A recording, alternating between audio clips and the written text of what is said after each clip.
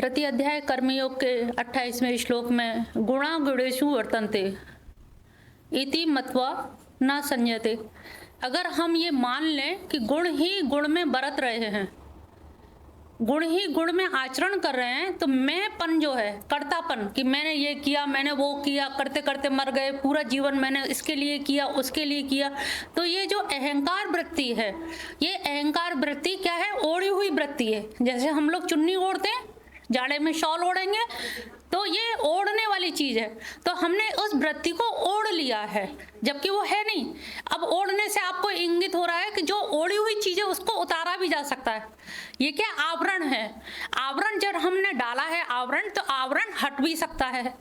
तो आवरण कहते ही उसकी क्षुद्रता या तुच्छता या निम्नता पता लग रही कि हमारे हाथ में, हमने ओढ़ी, हम उतार देंगे। एक व्यक्ति पेड़ से लटका हुआ हल्ला मचा रहा है, बचाओ बचाओ बचाओ, कोई बचाने नहीं आ रहा। एक संत जा रहा है, कहले कौन बचाए, किससे बचाए? तूने पेड़ पकड़ रखा है, पेड़ छोड़ दे। जैसे ही उसने पेड़ छोड़ा, नीचे आ गया। कहले वास्तव में मैं किससे कह रहा था कि बचाओ? क्योंकि हम स्वयं पकड़ते और स्वयं ही बंधन में बनते और आरोप लगाते हैं दूसरों पर। तो ये मिथ्या आरोप, एक तो दूसरों पे आरोप लगाने की प्रवृत्ति खत्म हो जाएगी और गुण ही गुण में बरत रहे हैं। तो ये जो अहंकार वृत्ति है, इसका हमें नाश भी, अहम भाव का, हमेशा पूरी गीता ही अहम भाव पे टिकी है। अहम भाव ओढ़ लो तो अज्ञानी है, अहम भाव हटा दो तो ज्ञानी है। और अज्ञानी और ज्ञानी में भी क्या है? आ का ही तो है। अज्ञानी के नीचे तो ज्ञानी है ही ना, आ काटना है। आ शब्द यहाँ पर क्या है? निषेधात्मक। अज्ञान में से आ हटा दो तो ज्ञान तो स्वतः है ही है। तो हम ये जो गीता पढ़ते हैं, ये जो सारे प्रयास किए जा रहे हैं, ये सारे प्रयास किसके लिए? आ को काटने के लिए। और आ इतना मोटा है, उसका आवरण, आ से इतना मोटा आवरण है। और आवरण का ही दूसरा पक्ष है विक्षेप। विक्षेप में यानी कि अतद में तद की अनुभूति, जो नहीं है, तुम मेरे नहीं हो लेकिन मैंने अपना मान लिया है। तो आपके आने पे खुशी होगी, आपके ना आने पे दुख होगा। तो ये दुख और सुख क्या है? स्वयं निर्मित हुए, माने हुए के हुए, जाने हुए नहीं है, माने हुए हैं कि तुम हमारे मिशन के मेंबर हो, तुम्हें तो आना ही चाहिए, क्यों नहीं आए? तो हमें आक्रोश भी आ गया, क्रोध भी आ गया। क्रोध क्यों आया? क्योंकि राग है। राग हुआ तो द्वेष भी हुआ, क्यों नहीं आए? तो ये सारी चीज कैसे उत्पन्न हो रही है? माने हुए से। तो हमने जिसको अपना मान लिया है, ये माना हुआ ही, ये आवरण ओढ़ा हुआ ही हमारे लिए विक्षेपण शक्ति का कार्य करता है। और विक्षेपण होने से अतद में तद की अनुभूति होती है। जो अपना नहीं है उसको हमने अपना मान लिया। तो ये गुणा गुणेषु वर्तन्ते, ये गीता हमें ऐसा उपदेश देती है कि जब पिछली बार भी आपको उदाहरण दिया था कि गाड़ी में चाबी हम लगाते हैं, भले ही तुम बैठे हो सारथी के रूप में, लेकिन चाबी को जब तक नहीं लगाओगे गाड़ी नहीं चलेगी। चाहे स्कूटी हो, चाहे गाड़ी, कार हो, चाहे मोटरसाइकिल हो। तो हम जब तक, चाबी काहे की? लोहे की बनी है, और वो जो बना है वो भी लोहे का। तो जब गुण ही गुण में बरत रहे हैं, चाबी लगाई, स्टार्ट हो गई, तब हमने गियर डाला, एक्सीलेटर लिया। तो ये जो स्थिति है, इनको समझ लो। गीता एक समझ डेवलप करती है। गीता आपके अंदर विवेकनी शक्ति, पंडा बुद्धि को उकेरती है। ऐसा नहीं कह रहे कि है नहीं, आपके अंदर बुद्धि नहीं है और गीता बुद्धि दे रही है, बुद्धि है। जैसे सोक्रेटिस ने कहा है, सुकरात ने, कि ज्ञान हर एक के व्यक्ति के अंदर है, लेकिन वो कैसा है? सुसुप्त अवस्था में।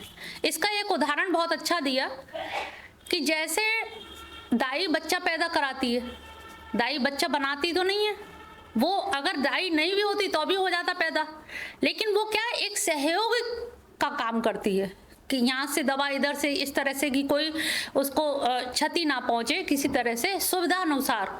तो ज्ञान तो हम सबके अंदर है, तो गुरु क्या करता है? उस ज्ञान को केवल जागृत कर देता है। अब यहाँ आकर के तुम लोगों को क्या है? कृष्ण भगवान ही ध्यान आते हैं, गीता और कृष्ण भगवान, इसके अलावा तीसरी चीज याद नहीं आती है।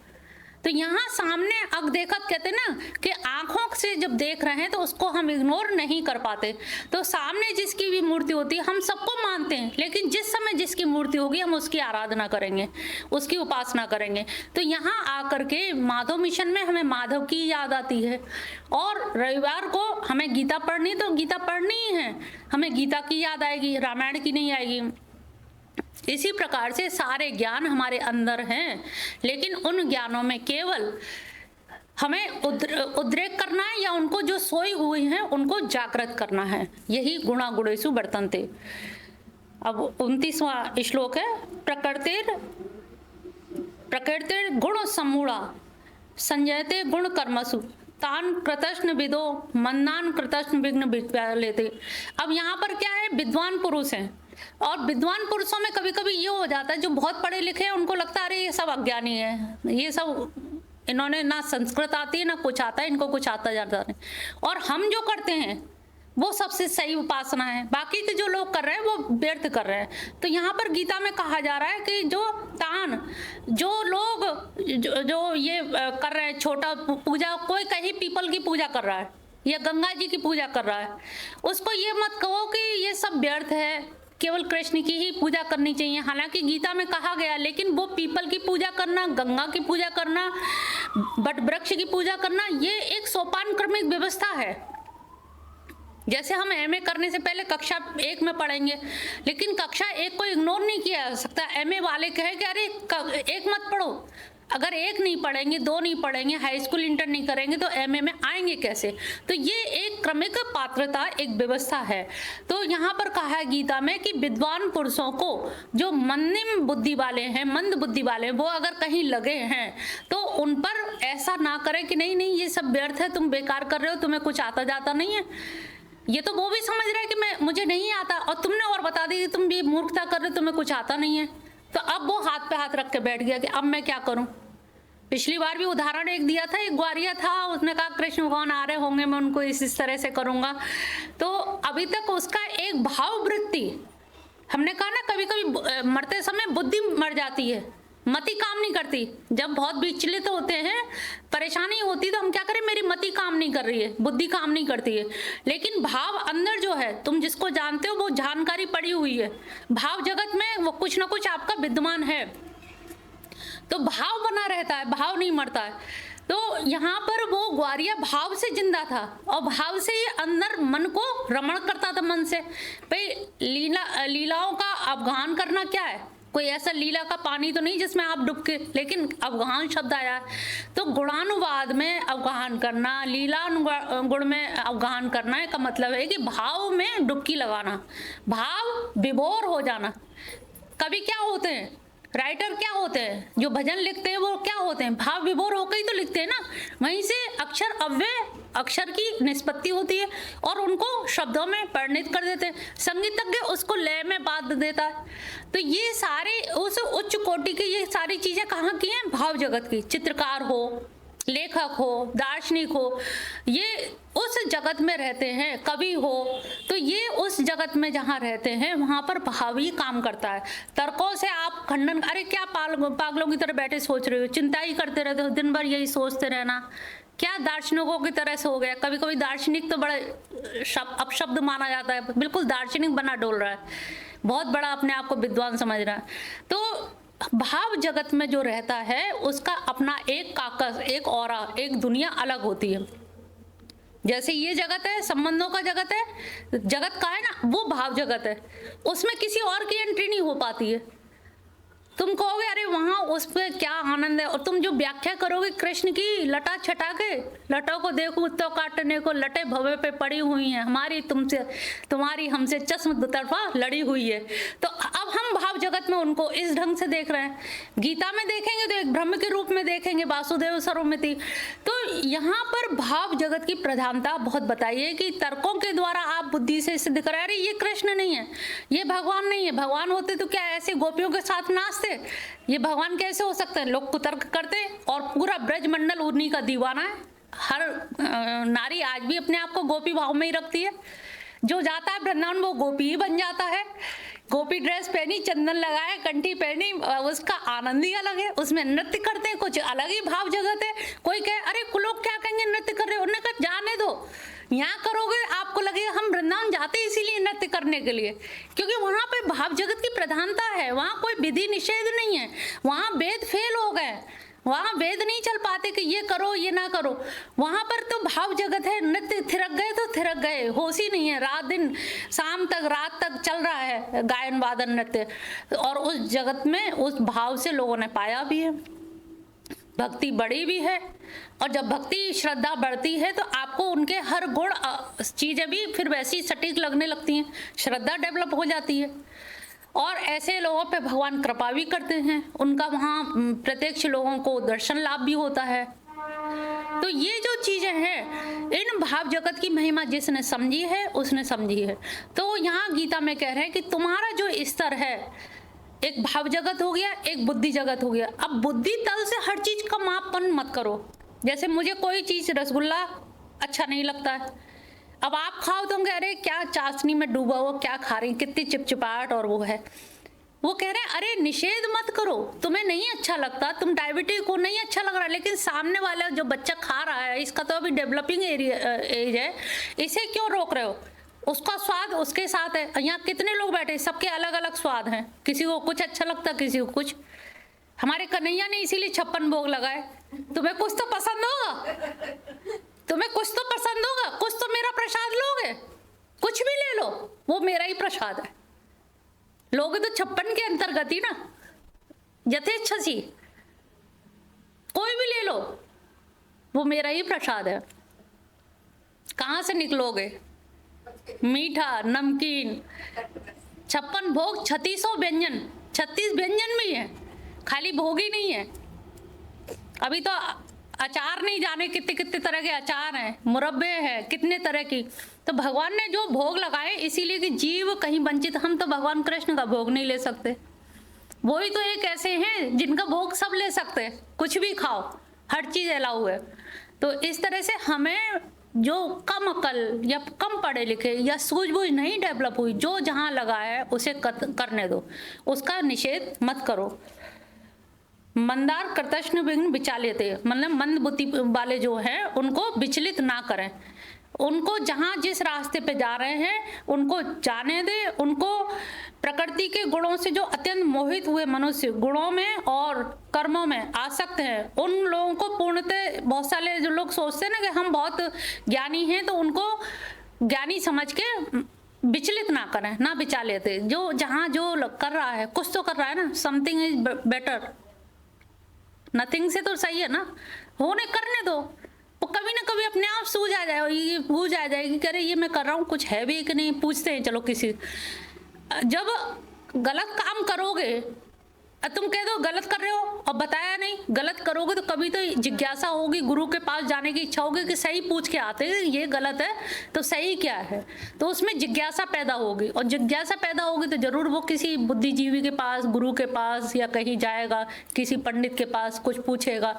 तो कभी भी किसी को अपने से मंद बुद्धि वाले को अगर है भी, तो वैसे तो सभी जीव उनके हैं, लेकिन विवेक बुद्धि किसी में जल्दी सत्संग मिल गया, किसी को 60-60 साल के वृद्ध बुढ़िया बुड्ढे जो दरवाजे पे बैठे रहते हैं, वो केवल घर की रखवाली करते रहते हैं, अनादर के पात्र बनते हैं। क्यों बनते हैं? तुमने देखा उन बुड्ढे बुढ़ियों में कोई ज्ञान की कोई वो नहीं रहती, तरस आता है कि इन्होंने जीवन भर करा क्या, ऐसे ही जन्मे और ऐसे ही चले जा रहे हैं, इन्होंने कहीं कुछ किया ही नहीं।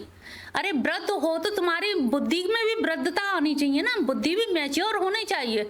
और बुद्धि मैच्योर हो जाने के बाद में आपके जो दृष्टिकोण है वो बहुत विवेक युक्त होगा। विजन जो है, फिलॉसफी क्या है, विजन देती है ना आपको, दृष्टिकोण देती है ना, कि देखने का एंगल चेंज हो जाता है।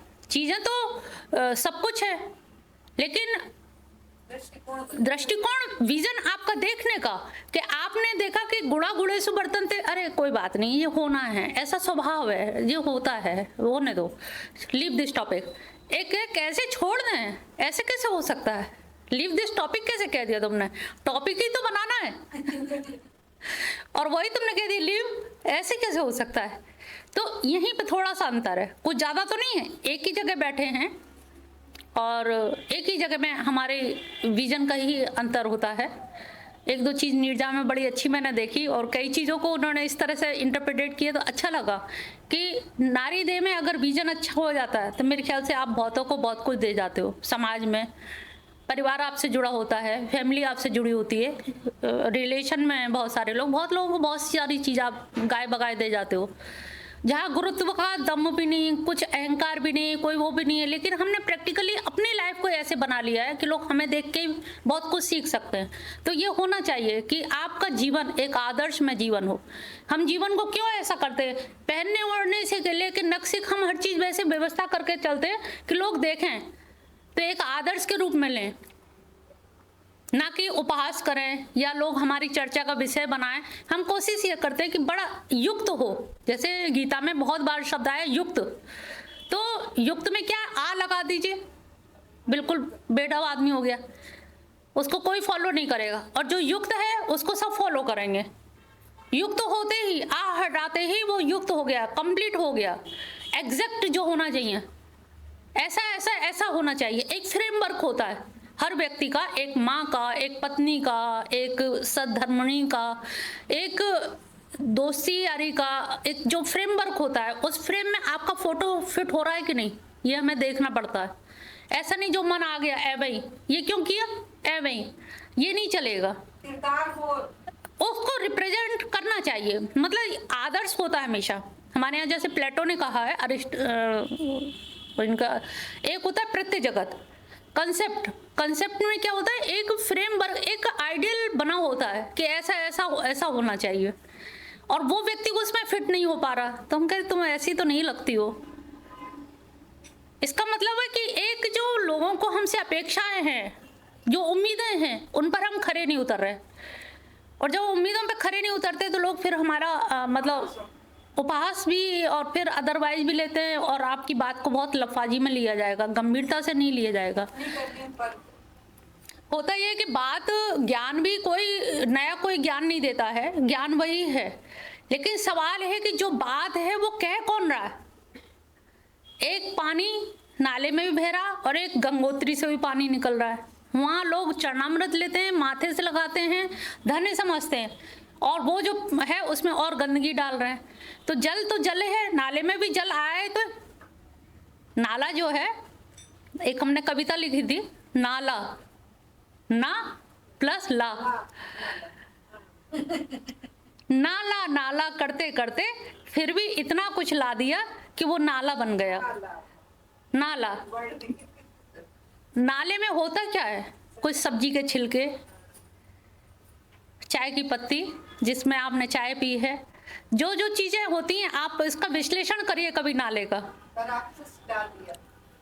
जो फ्रिज में रखा था अभी तक, आलू खा लिया, छिलका उसमें फेंक दिया, हर चीज का छिलका सब्जी का उसमें फेंक दिया, जो कबाड़ कटरम जो भी था, आपने ही तो नाला बनाया ना।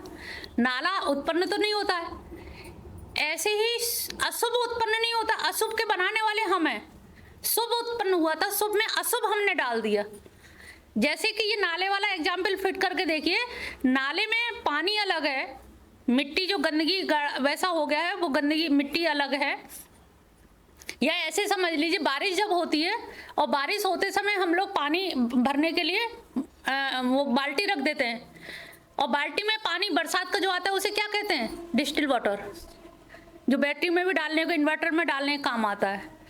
और वही पानी जब जमीन में गिरता है तो जमीन की मिट्टी और कुछ कूड़ा आपके घर का वो सब ढाल पे चला गया। अभी देखिए ढाल पे गया, अभी नाला नहीं बना, और ढाल पे सतत जाते जाते जाते जाते ढाल पे पाते पाते वो क्या हो गया, नाले गंदगी का रूप बन गया। वो फिर आप फांद के निकलने लगे, जहां से निकलते थे अब थोड़े कपड़े ऊपर करके फांदते हो, उसको अवॉइड करते हो, बच के निकलते हो।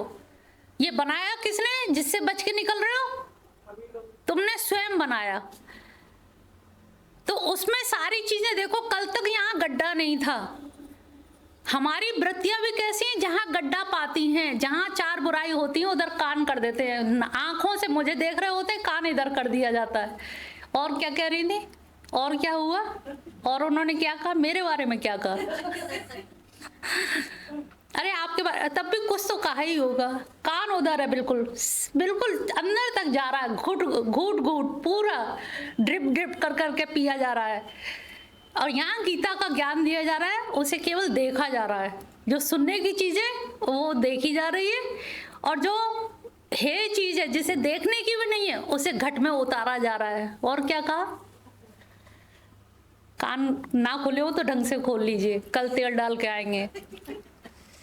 ये वृत्ति खत्म करनी है। अगर ऐसा है भी, मैं नहीं कह रही आप सब लोग बैठे हो तो आपके मन में ऐसा करते ही हो, अगर होता हो तो इसको अवॉइड करें, एक इंद्रिय को रोकिए। यहाँ अगर है तो हम इनके प्रति, ये हमें देख रहे हैं ना, मैं आपको नहीं देख रही हूँ, ये देख रहा है, मैं आपके स्थूल रूप को देख रही हूँ, ये आपके सूक्ष्म शरीर को देख रहा है। सूक्ष्म शरीर में क्या क्या आता है?